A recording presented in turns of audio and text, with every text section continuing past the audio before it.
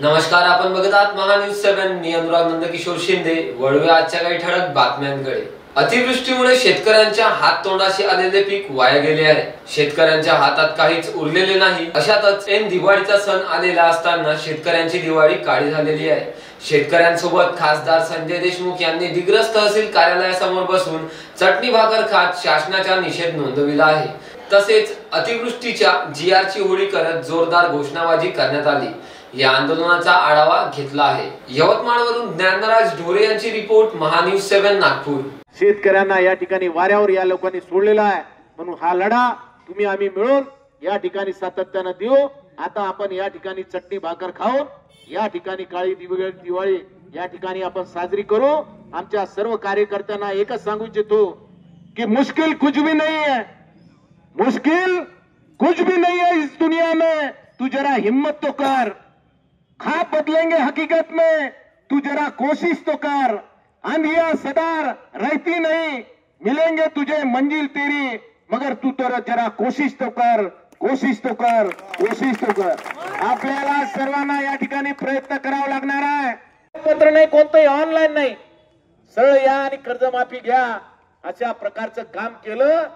परंतु दुर्दैव आपला असा आहे की ज्यांनी इलेक्शन पिरियड मध्ये सांगितलं होतं, त्यांच्या घोषणा पत्रात सांगितलं होतं की आम्ही कर्जमाफी देऊ, परंतु आज या ठिकाणी 1 वर्ष होऊन सुद्धा आपल्या कर्जमाफी या ठिकाणी मिळत नाही.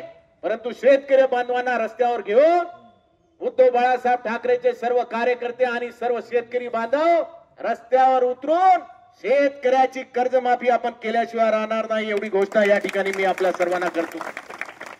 शासनाने एक जीआर काढला, त्या जीआर मध्ये 31,000 कोटीचं आमिष त्या ठिकाणी आमच्या शेतकरी बांधवांना दाखवलं. परंतु प्रत्यक्षात आज दिवाळी असून सुद्धा जे काही घोषणा या ठिकाणी केल्या होत्या त्याची 1 रुपयाची दमडी सुद्धा आमच्या शेतकऱ्याच्या खात्यामध्ये जमा झाली नाही.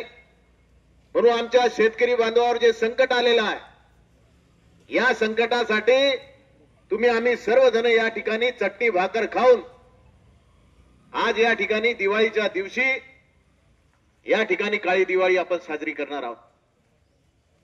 आपल्या सर्वांना माहिती आहे की या सरकारनं अनेक घोषणा केल्या, अनेक पॅकेज दाखवण्याचा प्रयत्न केला, परंतु शेतकऱ्याला जी खरी मदत घरच्या भाकरी आणि चटणी आणून या ठिकाणी ही दिवाळी साजरी होत आहे.